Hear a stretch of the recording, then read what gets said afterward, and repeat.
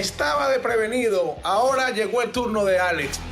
Nos dirá más de una anécdota de su carrera. Esto es el turno de Alex. Bueno, estamos aquí con una partidita de dominó con dos profesores de educación física y una persona del folclore de Naiguatá y Nacional, Juan Curreche, y los profesores Lester y Piñerúa. Vamos a ver si nos va bien aquí, podemos un zapatico, ¿no? Entre el calor, las olas del mar, la música, el sabor de la guaira y las matemáticas, así comienza esta entrevista sin derroche y mucho de inédito e interesante. Acompáñanos. Ay, vainita, oh, bananita.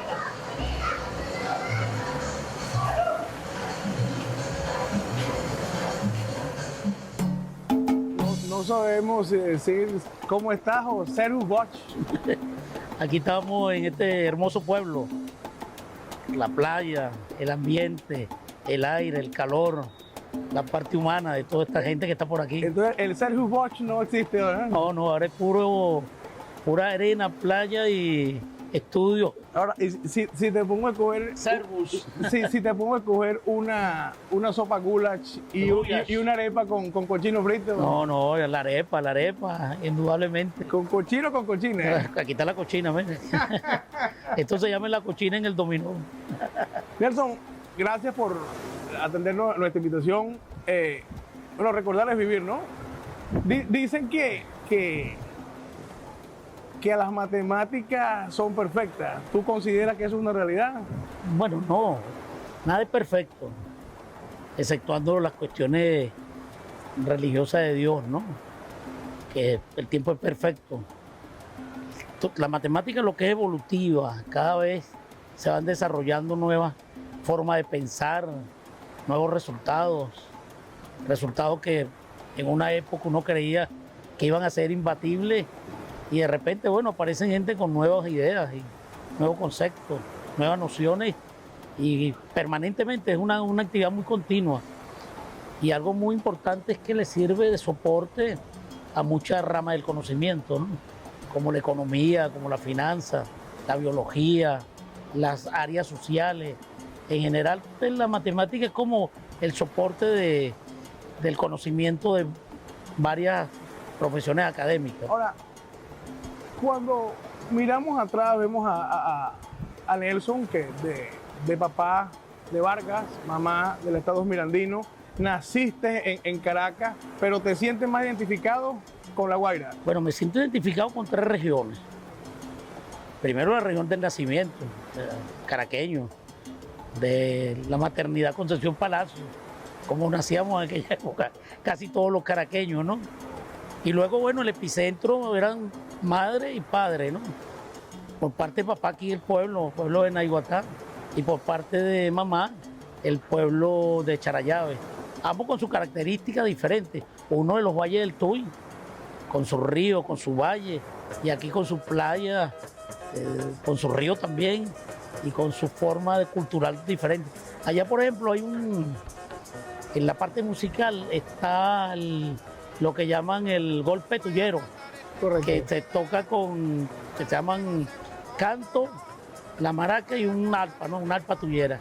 Aquí es parranda, salsa y merengue. Entonces son complementarios. Claro, entonces por parte de papá te tocó bailar aquí y por parte de mamá te tocó bailar allá. Bueno, mira, por parte de mamá, a mí me encanta la música tuyera y por lo tanto, bueno, me gustaba mucho la parte de la maraca tuyera y afortunadamente pude aprender algunos toques importantes en maraca, ¿no? Y aquí se toca mucha percusión e instrumentos que llaman de viento, metales, pues, claro, como dice la gente por aquí.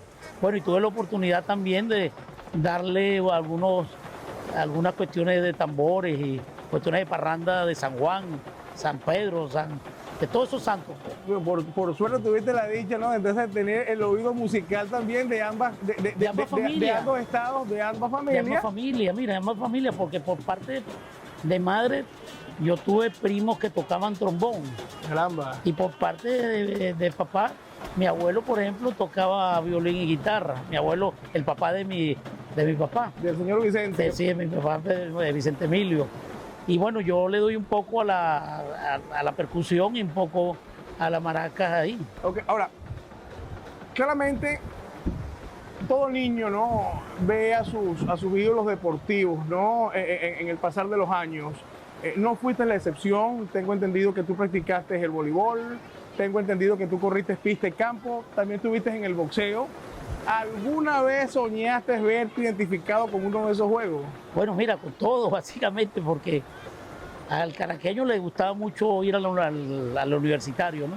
A un juego Caracas-Magallanes, No, no. Caracas-Los Tigres, Caracas-La Guaira. Y bueno, en aquella época casi todos los grandes ligas jugaban aquí en Venezuela. Correcto. Entonces era un béisbol agradable y de calidad. Y en la parte de pista, bueno, mira, yo muy amigo de algunos deportistas de pista, que algunos ya fallecidos como Héctor Thomas y algunos grandes corredores como Arquímedes Herrera. En el caso de Arquímedes practicaba ya en coche, en el polideportivo. Entonces, bueno, eso nos daba. Y el boxeo, bueno, era muy popular en esa época. En casi todas las parroquias se hacían las peras, el saco, en una esquina. Entonces uno empezaba a hacer los primeros pasos de unos golpeaditos ahí, por si acaso, cualquier peleita que saliera. En defensa propia. Por si acaso uno tenía alguna técnica ahí defensiva más que ofensiva, ¿no? Y sí nos contaron, o me hicieron saber a mí de muy buena fuente, que no todo en la casa de Nelson fue opulencia lucrativa. Te tocó patear la calle en el trabajo. Supo que trabajaste en una quincalla, supo que trabajaste en el Paseo de los Próceres. O sea, había la manera de buscar el sustento porque... Ale como que está bien dateado. Mira, no vale, mi familia humilde. Recuerdo que vivíamos primero en los Jardines del Valle, en la calle 2, cerca de un barrio que se llama La Pedrera, arriba. Ahora hay una escuela muy ahí nos pasamos jugando algún deporte, jugando metra. De ahí nos mudamos a otro barrio del Valle, llamado La Ceibita, vivíamos una pieza muy pequeña. Imagínate tú. Después fuimos, bueno, avanzando en el estudio y avanzando en el conocimiento. Yo tuve afortunadamente, mira, una madre muy cariñosa, que en paz descanse, que nos dio siempre mucho amor. Y tuve un padre que leía mucho, increíblemente, hasta los 100 y pico siguió leyendo. Entonces, entre el amor y la lectura, uno se va desarrollando, como se desarrollan los muchachos, pues, a nivel de un barrio, de un estado, de una parroquia, Ahora, jugando metro, jugando trompo, haciendo las cosas normales y estudiando. Ahora, cuando llega el liceo, que Nelson vea las matemáticas como carrera, ya el deporte sigue siendo deporte, pero hoy pasa a ser un hobby. El dominó pasa a ser otro hobby y dices, tengo que ir a la universidad. No, lo que pasa es que, acuérdate que uno puede practicar deporte, pero una cuestión es practicar deporte y otro es tratar de ser profesional en el deporte. Y para llegar a ser profesional en el deporte hay que tener habilidades fuera de lo normal, por decirlo así. En cambio, el estudio es leer, perseverar, seguir continuamente trabajando. Y bueno, yo tuve algunas habilidades para la matemática. Yo tuve un tío por parte de mamá que se murió muy prematuramente, que era matemático también. Entonces, bueno, entre el estudio que él hacía, el padre que leía, la madre que era amorosa, uno se va como formando, ¿no? Y aparentemente tenía habilidades, porque mi mamá me enseñó algunos exámenes de primaria, chicos, y en casi todas las cosas que eran de matemáticas salía bien. Salía bien. No, mira, fue bien interesante, porque yo salí de bachiller en el año 72. A mí lo que me provocaba en esa época era andar por ahí viajando. Tiempo de recesión. Y entonces agarré y me fui a recorrer pidiendo en esa época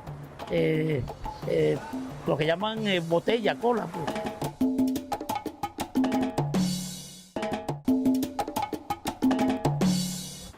En bachillerato, mira, para que tú veas, y esto es una reflexión que hay que hacérselo a los jóvenes. Yo no fui un alumno modelo, más bien yo tenía algunas, a veces iba bien, otras veces no iba tan bien. Tuve años buenos y tuve años regulares. Tuve un bachillerato que no fue tan excelente, ¿no? Fue normal, pues. Inclusive en algunos casos no salía tan bien. En cambio, uno va agarrando como conciencia, ¿no?, de que tiene que leer, que tiene que estudiar para formarse, ¿no? Y eso más o menos lo agarré en el 4º año de bachillerato. Y del cuarto de año, bachillerato hasta lo último, bueno, es prepararse, pues prepararse para la vida, prepararse para el estudio. Yo salí de bachiller en el año 72, Es correcto. pero como muchos adolescentes, ¿no? A mí lo que me provocaba en esa época era andar por ahí viajando. Tiempo de recesión. Y entonces tenía en esa época, tenía el cabello un poquito largo, la barba un poco espesa, y me fui a recorrer pidiendo en esa época lo que llaman botella, cola, pues. Y bueno, recorrí parte del país y no estudié. O sea, el año que me tocaba a mí, que era el año 72, no lo estudié. Entré a estudiar otra vez en el 73, en el segundo semestre como oyente. Vale. Como oyente de la Facultad de Ciencias. Salí bien, por cierto, leí bien como oyente. Y me salieron casi simultáneos los dos cupos, en el Pedagógico de Caracas, Claro. para estudiar matemáticas, pero también en la Universidad Central de Venezuela para también estudiar matemáticas. Y yo, bueno, opté por quedarme en la Facultad de Ciencias y ahí hice la carrera en 4 años y 3 meses. 1978 viene la querida graduación en la Universidad Central de Venezuela, en Caracas. Sacas la licenciatura en matemáticas. La licenciatura en matemáticas. Previamente empecé a dar clases como preparador y luego como auxiliar docente, ¿no? Y en el 78, bueno, terminé la carrera y inmediatamente entré como profesor de la Facultad de Ciencias. Para esos entonces existía una beca llamada Gran Mariscal. Habían varias formas de ir a estudiar aquí internamente o estudiar en el exterior.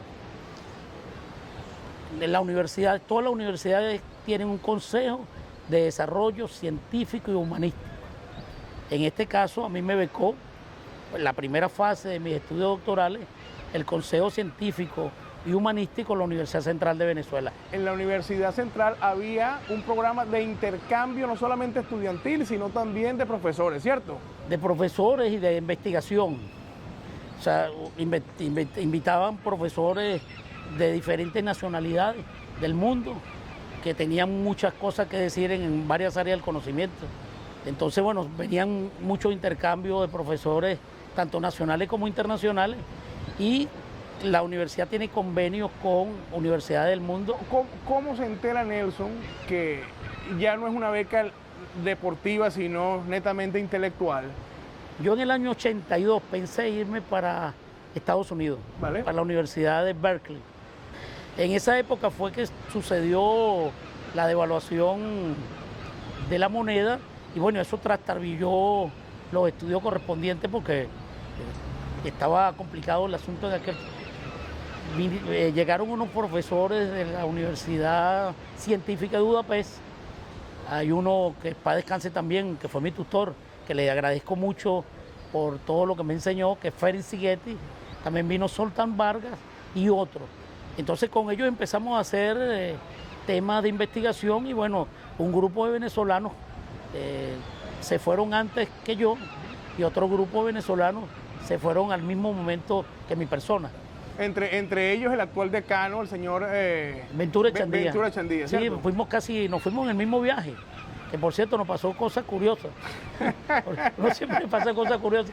Bueno, yo nunca había salido de mi país en esa época. Creo que lo máximo que había ido era aquí cerca de la frontera de Venezuela, en Cúcuta. Y pidiendo cola, ¿no? No, acuérdate que uno... Entonces salimos y nos vamos vía España, ¿no? Y de España vamos vía Alemania, Frankfurt. Y en Frankfurt, bueno, nos dejó el avión.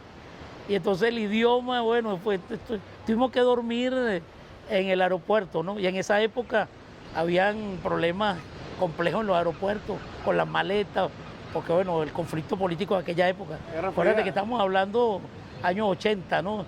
Mediados de 80 y cosas así. La Guerra Fría en su momento. La Guerra Fría más que fría, porque estaba caliente en algunos lados. No era tan fría, ¿no?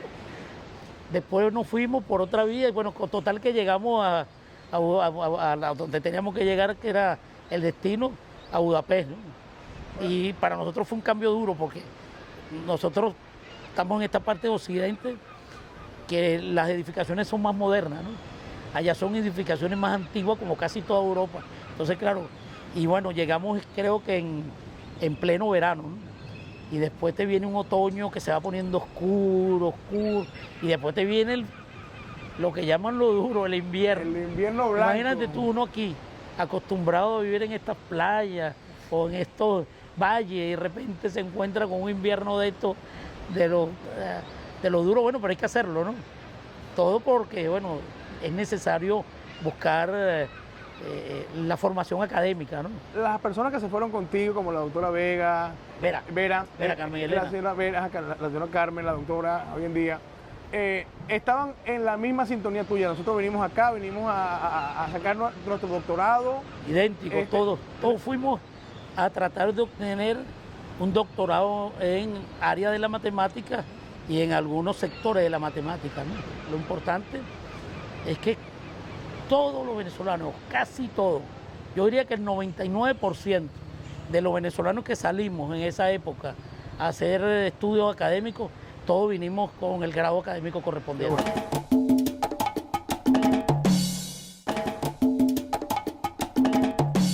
¿Tú sabías la magnitud o la calidad de personas que se habían graduado en la Universidad de Lawrence? En esa época no tenemos la información como ahora, ¿no?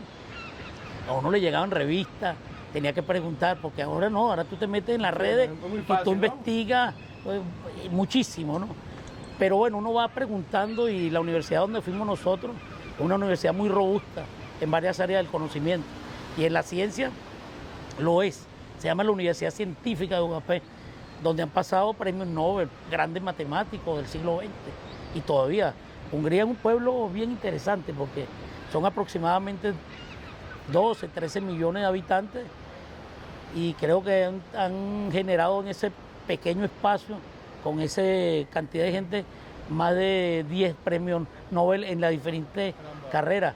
Y bueno, es un pueblo que yo le debo mucho, le debo increíblemente parte de mi formación académica, y bueno, indudablemente que también a la Universidad Central, a los profesores de la universidad. Y quiero explicarle, el doctorado ya era diferente, no era netamente de ir a clase, hacer examen. Habían dos tipos de doctorados. Tú podías hacerlo lo normal, asistir a clase, presentar examen, pero había otro doctorado que era netamente por tema de investigación. Entonces el requisito era, tú tenías que tener mínimo 3 publicaciones mundiales. Estando allá, Nelson, ¿tú pensaste en alguna vez tirar la toalla? Porque el problema es idioma, Pero ¿no? más de una vez, porque imagínate, uno llega a una ciudad como oscura, ¿no? Antigua, solo, porque uno estaba solo, ¿no? Mudo. Casi mudo, casi mudo. El idioma es... Hay algunas personas que dicen que el idioma lo inventó el diablo y borracho, imagínate lo difícil que es, ¿no? Pero aparte de eso, lo afectivo, mira, uno que viene de un núcleo familiar unido, con su mamá, con su papá, sus hermanos, sus primos, todo, y de repente se va, y bueno, está solo, y tratando de, pensando de que, bueno, uno tiene que venir con el grado académico, porque imagínate tú que uno se vaya y venga sin nada, ¿no? Y sobre todo si uno se siente entre esa posición entre otoño e invierno, es como una melancolía. Porque para nosotros es melancolía. Los árboles pierden sus hojas. Uno aquí siempre ve verde, mire, todo está verde. Allá no, allá a cierto momento el verde se pierde y se queda eso marrón, oscuro. Entonces uno le da como el estado anímico diferente. Pero bueno, uno tiene que sobreponerse, ¿no? Hola Nelson, saludos. Alegre porque estés participando en un programa en reconocimiento a todos los logros que has obtenido. Logros que has obtenido producto de tu gran capacidad de trabajo. Sigue con tu actividad productiva. Te deseo larga vida. Y es verdad que los viejos de uno hacen por sus hijos lo que tienen que hacer. Yo le invité y se fue solita, sin hablar inglés, sin hablar solo su español correspondiente. Y se fue Venezuela, Estados Unidos, Frankfurt, Budapest. Entonces llegó sin maleta. Se le extravió la maleta. Entonces mi mamá la maleta, y entonces con esa melancolía de la maleta, ¿no? Pero bueno, con una alegría, tanto de ella como de uno, por tenerla ahí, Claro. compartir. Claro. Y entonces Ese tiempo me hicieron hasta una hallaca, imagínate tú. No, vale. Qué broma tan divina. Entonces el invierno no fue tan frío como se pensó, ¿no? Ese no tuve tan frío. Ahora, y después me llevé a mi hijo. Y bueno, como son los jóvenes, aprendió muy rápido el húngaro, aprendió inglés y estaba estudiando un poco alemán. Yo le puse una disciplina de trabajo donde le decía que te tenía que leer por lo menos cada 2 semanas un libro. Tenía que aprender a cocinar, tenía que aprender a lavar la ropa, a limpiar el hogar. Y ahí lo tuve ahí como un cuartel. Hoy en día, ¿no? El señor Sigeti, fallecido, tu tutor, tengo entendido que fue no solamente en la parte tutorial de tu trabajo, sino que él era bilingüe, ¿no? Gracias a él la comunicación para ti se hizo más fácil, en teoría, ¿no? Porque tú, tengo entendido, se te hizo más fácil el inglés que el húngaro. Mira, la cuestión es bien interesante porque el idioma de ellos es muy fonético. Tienen 12 vocales. En el caso concreto de donde yo estaba, había una persona que hablaba 7 idiomas, así al mismo tiempo, hablaba lo que sea.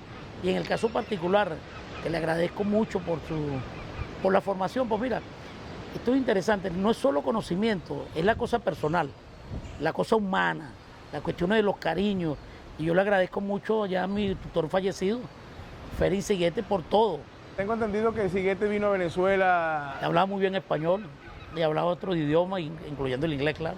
Y bueno, y el húngaro, bueno, su idioma materno, ¿no? Entonces llega la graduación y Nelson no es cum laude ni magna cum laude, sino nada más es summa cum laude, ¿no? No, pero hay un cuento, mira, allá uno se gradúa con flu claro y guante, ¿no?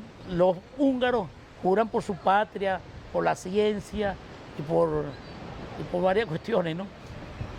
Da la coincidencia que yo en esa graduación era el único extranjero. Entonces yo tenía que jurar por la ciencia. Y entonces el rector decía algo y yo tenía que responderle, pero no le entendía nada. Entonces el público gritaba en húngaro, ¿no? Que hablara, que yo hablara en húngaro. Y yo más perdido, al lado de mí, colocaron un húngaro que medía como 2'10". Nada más. O sea, era como un poste. Y yo allá abajito, ¿no? Pasaron ese tipo de cosas curiosas, pero bueno, son los nervios, la cuestión. Total que salimos con nuestro guante blanco, nuestro flucecito y con nuestro grado académico. Como tú lo dices, tuve la fortuna de graduarme summa cum laude. Tengo entendido pues, que también la universidad se da los créditos de tener un estudiante pues, que se graduó cum laude, summa cum laude, siendo extranjero, ¿no? Y fue el único... No crean, los venezolanos en casi todas partes del mundo donde van, dan buenos ejemplos de ser estudiantes.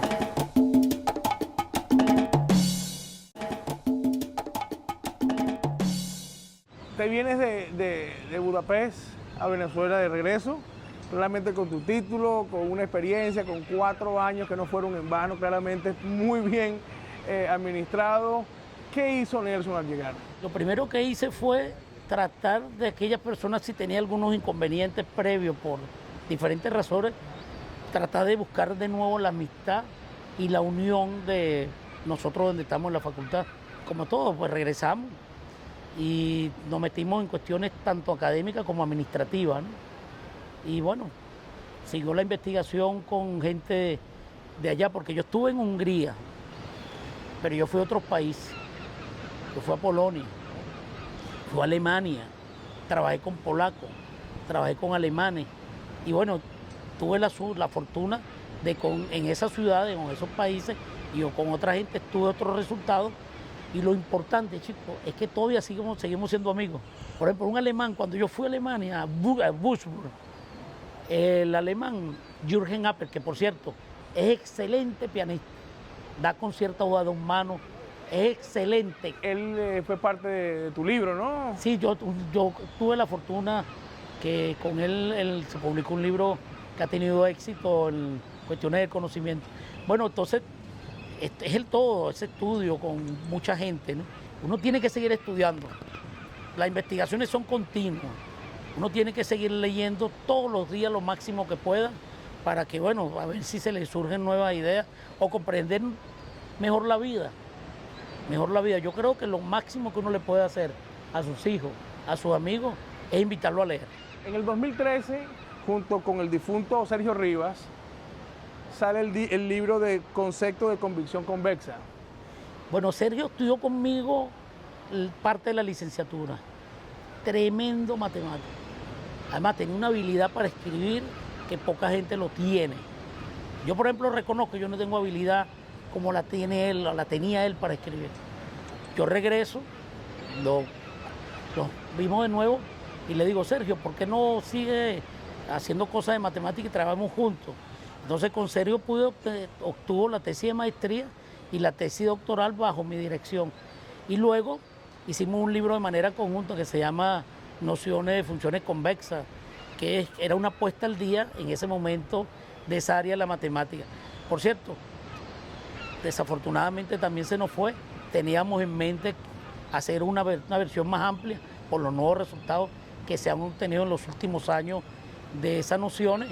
Y bueno, se lo vamos a dedicar en su memoria. Ya la estamos escribiendo con otra gente de matemática venezolana. En el 2013 llega las funcionales de Merente.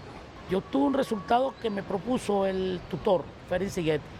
Y bueno, lo pudimos resolver y lo publicamos. Cuando nos llega por correo electrónico un artículo de unas suecas y suizas que trabajan en conjunto y a unos operadores, ellas fueron los que le colocaron operadores funcionales de Merente. Pues. A uno como investigador, indudablemente es un gran honor que le pongan el nombre de algo que uno pudo hacer, en este caso por sugerencia del tutor de uno. Eso conllevó a beneficio de la ingeniería, en la parte financiera y en la parte de probabilidades también, ese estudio tuyo. Bueno, no ese estudio nada más, o sea, sino, yo por ejemplo tengo, y disculpen a lo mejor que voy a hacer como un poco modesto, yo tengo como 170 publicaciones mundiales. Entonces, cuando uno publica, es para que la gente se entere lo que se está haciendo y para seguir avanzando en el campo del área que uno trabaja. Entonces, eso los otros investigadores lo revisan y si les sirven para apuntalar su investigación, lo citan a uno. Entonces, en el caso de las cosas que hemos tenido nosotros, nos han citado gente muy valiosa de la MIT en cuestiones de robótica, nos han citado gente de Francia. Ahorita acaba de llegar una cita bien interesante que tiene que ver con el movimiento embrional, o sea, cómo se están moviendo las células, cómo se forman los humanos, cómo se forman los tumores, cómo se forman las plaquetas, se llaman movimientos celulares y nos citan ahí en uno de los trabajos que nosotros tenemos, que no es de biología, tampoco de medicina, es de matemática, pero para uno estudiar algunos aspectos de la biología, de la medicina, de las ciencias sociales, uno sumerge esas nociones como en un gran espacio y necesita como ecuaciones, operadores. Entonces de eso se trata. Nosotros hemos trabajado y nos han citado porque los espacios con que nosotros hemos trabajado le han servido como marco teórico para poder hacer ellos las investigaciones correspondientes. Cuando tú hablas de ecuaciones y la cantidad de artículos y citas que internacionalmente han usado este estudio tuyo o los artículos tuyos que ya pasan de 100, te preguntamos cuál es la ecuación de la vida de Merente entonces. La ecuación es buscar el amor, la tranquilidad y vivir tranquilo. Esa es la ecuación. La mejor ecuación que tiene la humanidad es el amor. La segunda mejor ecuación es convivir con su familia de manera armoniosa. Y la tercera, vivir en tranquilidad, paz espiritual. Y bueno, y si vienen los resultados académicos, bienvenido. La gente a veces, la pobreza, mira, no es material. A veces la pobreza es más espiritual que material. Yo conozco gente que tiene más recursos y viven como tristes, viven como, no sé, alterados. Y uno puede vivir en comodidad, claro, no en la pobreza, pero puede vivir en la comodidad, viviendo tranquilo espiritualmente. Mira, esto es lo mejor. Aquí estamos con unos amigos que tienen su negocito, aquí hacen la cuestión, aquí estamos sentados, está la playa, está la gente. Con aquel frío atrás, ¿no? Aquí sabroso. La naturaleza. Mira, los humanos tenemos los 5 sentidos. Aparte de eso, podemos recordar, podemos amar, podemos sentir. ¿Qué más le vamos a poder nosotros pedir? Hasta los recuerdos de la infancia, uno lo puede como una película, pues tú puedes ir para corregir, para vivir, para volverte a equivocar, para no equivocarte. tienes todo. Tú hablas de la infancia, ¿no? Y claramente es una remembranza de vida que literalmente estamos haciendo acá, ¿no? ¿Tú imaginaste, Nelson, que tú de niño ibas a ser el tercer mejor matemático de Venezuela? Bueno, no el tercero, el tercer más citado. Y por las situaciones Porque que vienen los... mejor o peor, tú sabes que eso es muy relativo. Claro. Pero lo que sí es objetivo es la cantidad de citas porque es numérico. Yo soy el tercer más citado. La vida es continua, uno nunca se imagina lo que va a ser en 70 años, lo que va a ser en 50.